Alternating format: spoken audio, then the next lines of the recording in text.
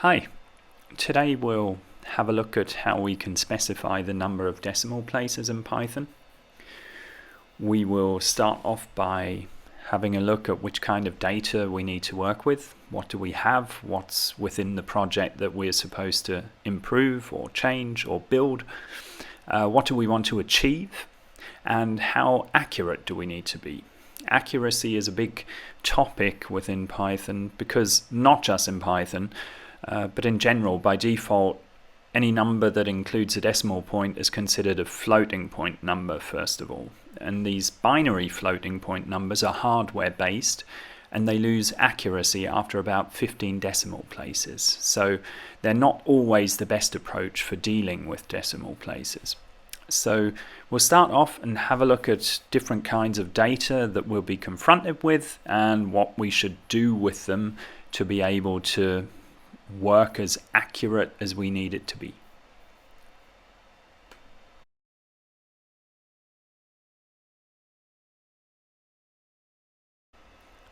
The first data type we'll look at is a float. Float's Python's default way of displaying numbers with decimal places. So we'll create a variable and add a value with a decimal point. And when we check the type of our variable, we'll see that Python automatically recognizes it as a float.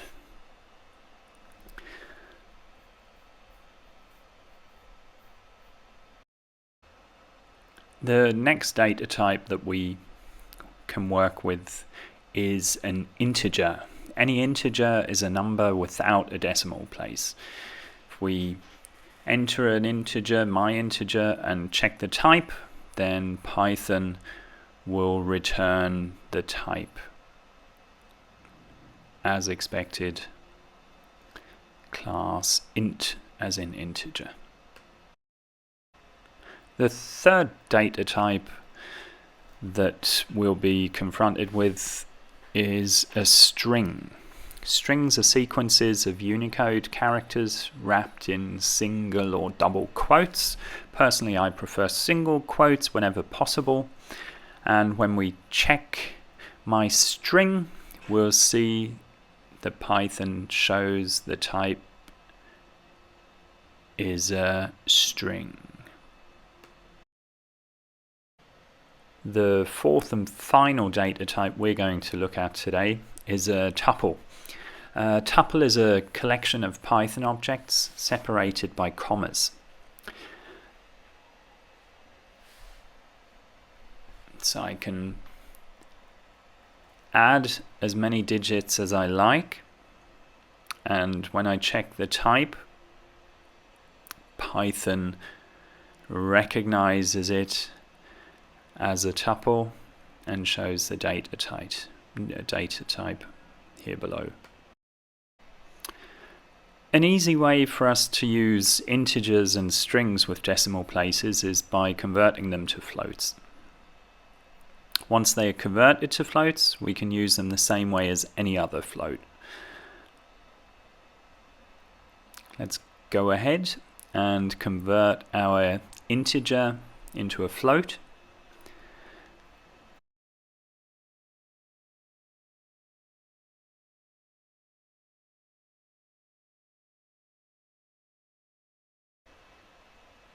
And that's it. Let's have a look. We'll print the type of our integer, and we'll print the type of our new float. And let's go ahead and already have a look at our integer directly and our float directly. So print my integer and print my floated integer.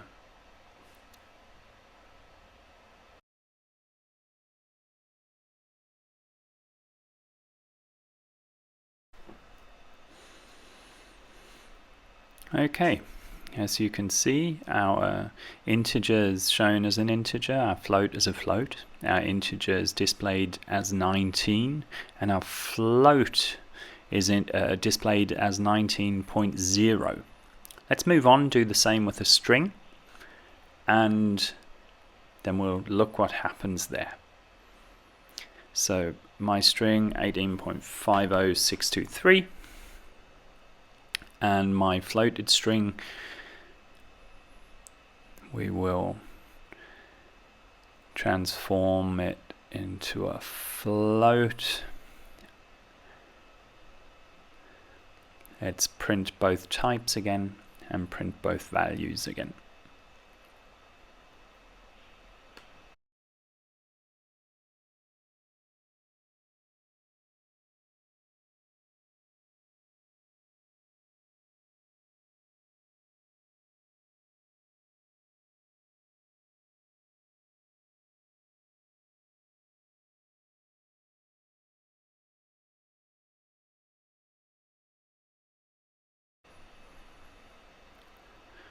Okay, let's check what Python has to say about this. And Python recognizes we have a string which we turned into a float, and both numbers, both values are identical. Okay, this done. Now we can specify the number of decimal places for our new floats.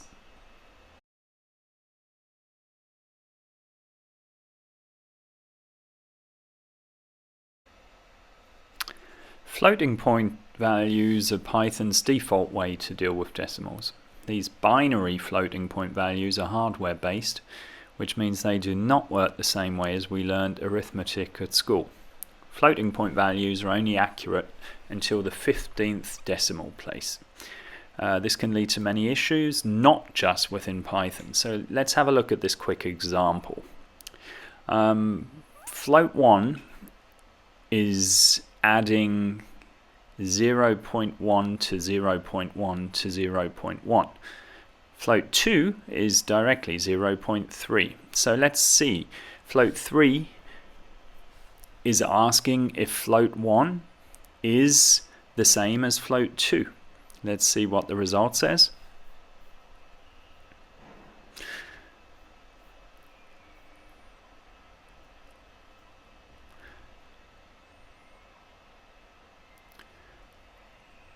Here we go. Okay, Python's telling us that 0.3 is not the same as 0.3. At least not when we use floats. Floats may not be accurate, but it's very easy to set the precision in floating point values. Let's have a look at a few methods. First off, we can use the modulo operator to cut off any unrequired decimal places. So in our example, we have a float of 18.50623, and if we want to cut off anything after the second decimal place, we can define that by saying quotes modulo point 2f modulo my variable, in this case my float,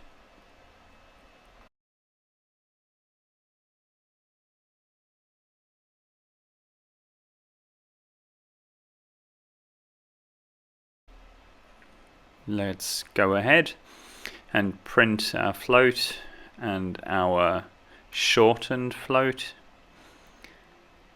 and have a look if we've accomplished what we set out to do. And there we have it. So 18.50623 has been changed to 18.51. The format method accomplishes the same with a slightly different syntax. Let's start by re-entering our float, 18.50623. So for the format method, we start with an F string, the string literal at the beginning, and curly braces that will contain our variable reference or any other literal value.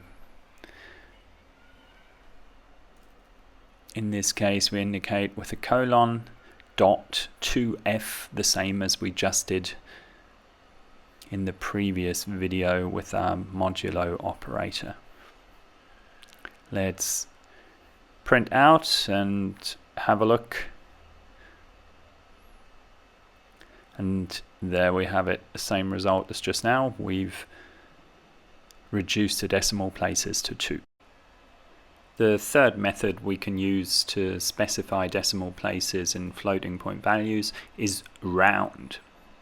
The round method requires 2 arguments to return our specified number of decimal places. So round we call our variable float, and we determine that we want 2 decimal places. Let's print, and I can guarantee we'll receive the same result. So all 3 previous methods delivered the same result.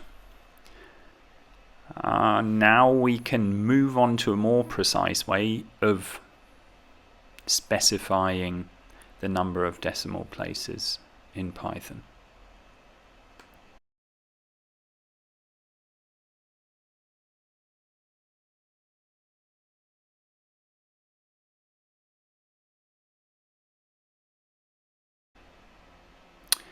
Using the decimal module, we can construct decimal instances from integers, strings, floats, and tuples. The decimal module represents decimal numbers exactly, which is why it's favored in accounting applications and anywhere else where we need to work with monetary values. So first of all, we need to import the decimal module. Import decimal, and once we've imported it, we can look at the current context.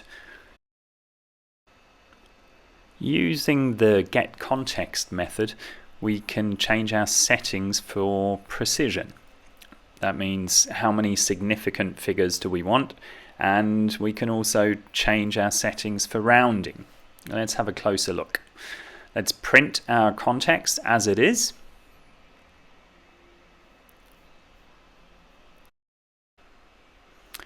Let's grab this here. Take your time and have a look at the whole context. But for us today, we're only going to focus on 2 of the settings, and those are precision and rounding. So precision 28, rounding round half even.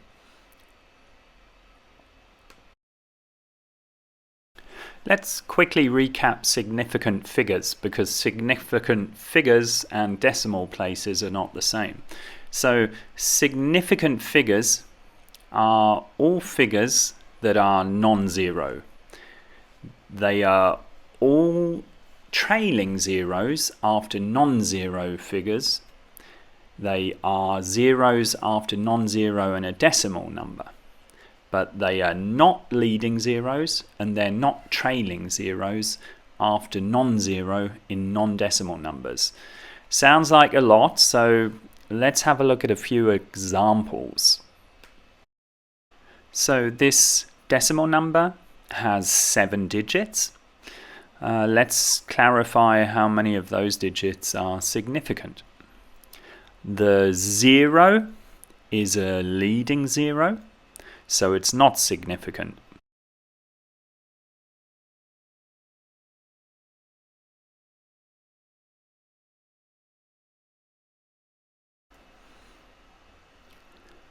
That means we have 6 significant figures in this value. Let's move on. Let's do a second one. So in this case we have 2 leading zeros, one in front of the decimal point, one behind it, but they are still leading zeros. So both are not significant. That means how many? We have 5 significant figures. Let's try it with a third one. Now we'll start with a 1 in front of the decimal point and have a 0 afterwards. In between zeros are significant, so that means of our 7 digits, 7 of those are significant. Now the next value, trailing zeros. A trailing zero following non-zero digit is significant.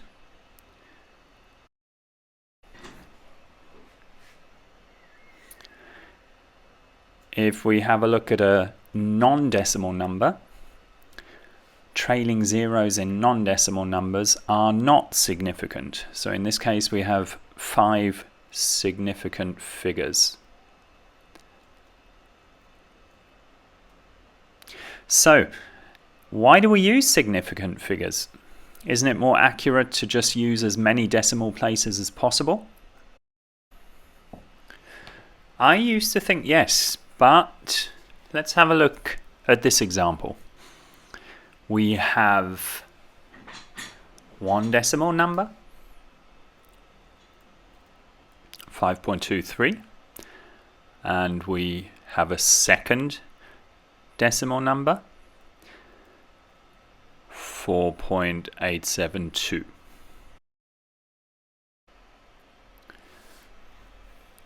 According to the rules of significant figures, a result can't have more accuracy than the variables we have used. So we need to limit the decimal result to have the same amount of significant figures as our variable with the lesser amount of significant figures. In our case, that's sigfig 1, which has 3 significant figures. So by default, we have 28 significant figures as set up, as we checked earlier with our get context. So we need to control this. We can do it by telling get context how many significant figures we want our precision to use. And as we said earlier, sigfig 1 has 3 significant figures, and according to the rules of significant figures, that's the accuracy we need. So let's change our precision. So decimal, get context, precision, append precision, and say we want 3. So 3 significant figures. Now let's go ahead and check the current context after we've changed it, and we should have changed the decimal precision to 3. Let's have a look. There we go, prec 3.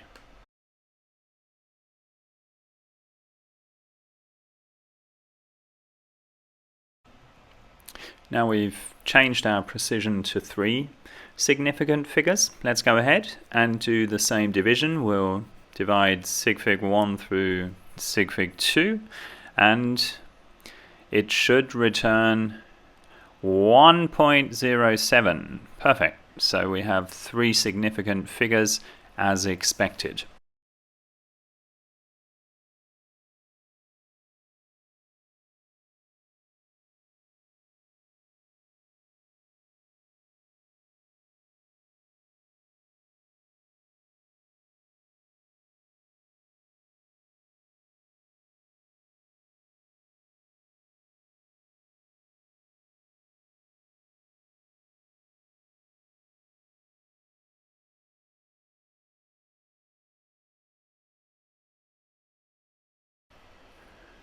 Let's go ahead and use a number with a couple of decimal places. How about the orbital speed of our planet? So we're orbiting at 18.50638539154285 miles a second. So it's reckoned the sun that is the source of all our power. Alright, let's check which data type we've used. As expected, Python should tell us that our orbital speed is a float.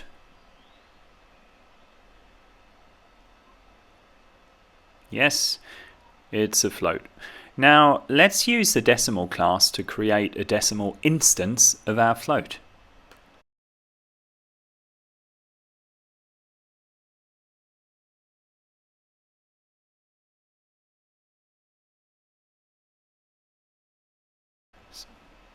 So we call our decimal module and our decimal class and add our orbital speed.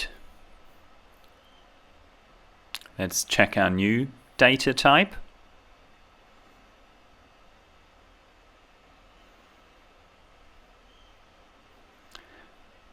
And that should tell us that it's a decimal.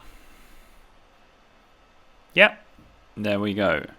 Was a float, now it's a decimal.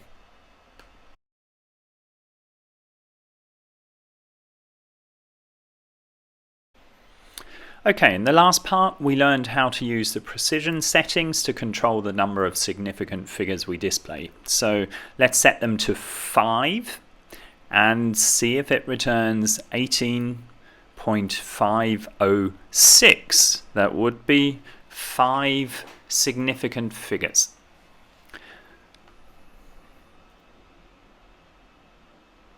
Huh.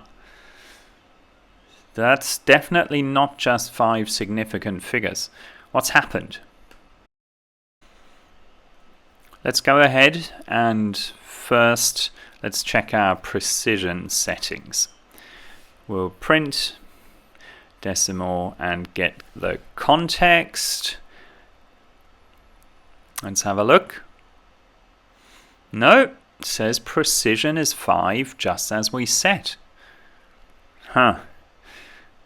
Unfortunately, within the decimal module, precision and rounding only come into play during arithmetic operations, which means if we don't have an arithmetic operation to process, the precision won't be applied.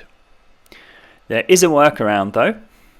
We need to use an arithmetic operation that doesn't change our value. Multiplying our decimal by 1 will do exactly that.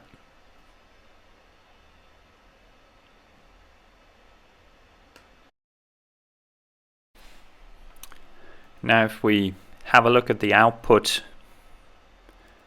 now, it returns 18.506, exactly 5 significant figures as intended.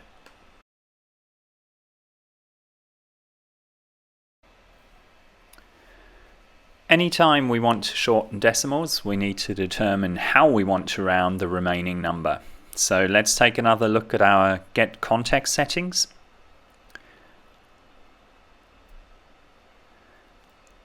Here we see rounding is set to round half even. It can be changed with the same decimal get context command we used for changing the precision.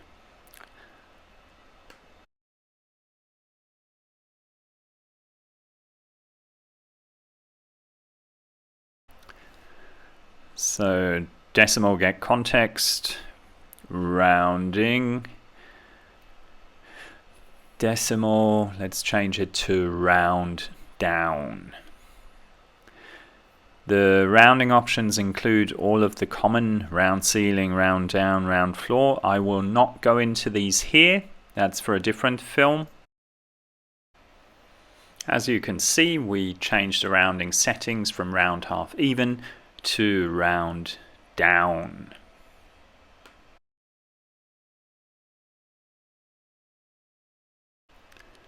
My personal favorite method of the decimal module is quantize. The quantize method rounds to a fixed number of decimal places, so that makes this method perfect for any projects that include currencies or anything else that has anything vaguely to do with money. Let's have a look at the syntax. So we call the decimal module, the decimal class, our orbital speed. Then the first argument defines at which position we want to round our decimal number. In this case, we're going to type decimal point 0.01. And our second argument defines how we round.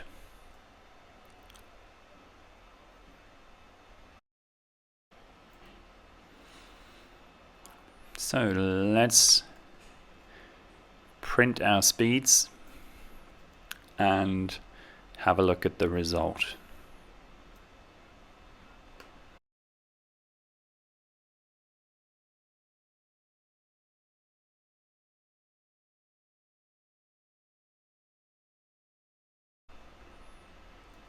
So there we have it. You can see we have rounded to do 2 decimal places.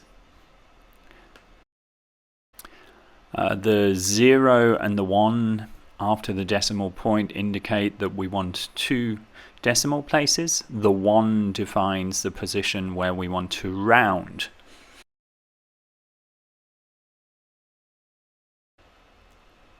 Let's have a look. If we change that and we want 4 decimal places, we just add another 2 zeros in between, so we have 3 zeros, and the 4th is the final rounding position. So 18.5063, and we're rounding up. Personally, I prefer the second way of doing this. We can directly use zeros to indicate how many decimal places we want and where to round. So instead we type 1.00, and that returns 2 decimal places, again rounded up to 18.51.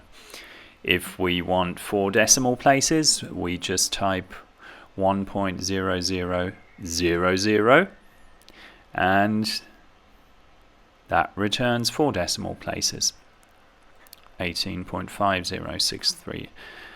And if we don't want any decimal places at all, we just type the 1. It returns 19 rounded up, an integer without decimal places. As already mentioned, the second argument defines how to round, but we can omit the second argument, and then the default value in getContext will determine how to round.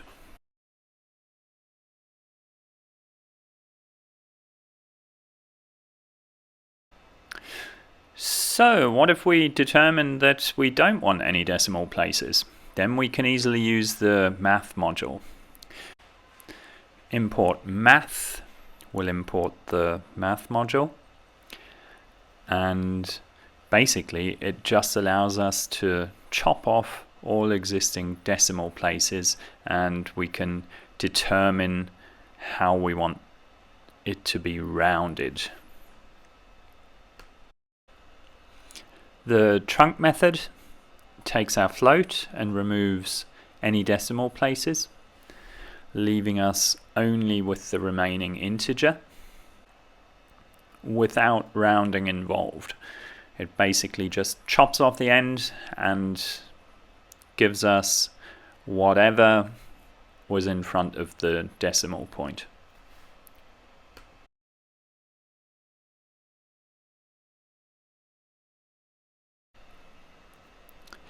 The ceil method takes our float and rounds up to the integer that is greater than our float.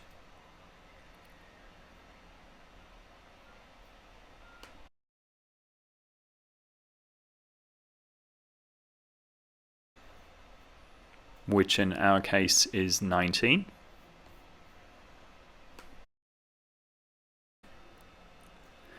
And the floor method takes our float and rounds down to the integer that is smaller than our float, which in our case is 18. 18 is smaller than 18.50 and so on.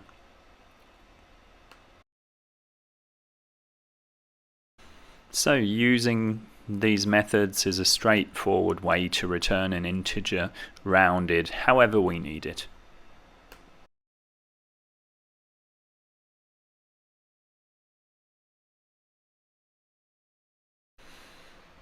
To summarize, we've covered common data types that can specify the number of decimal places. We walked through fast and straightforward ways to set decimal places of floats using the modulo operator, the format method, and the round method. We learned how to use the decimal module for more accuracy, for financial applications, and when we want to use significant decimal places. And finally, we had a quick look at how the math module enables us to determine that we don't want any decimal places at all. Thanks for watching.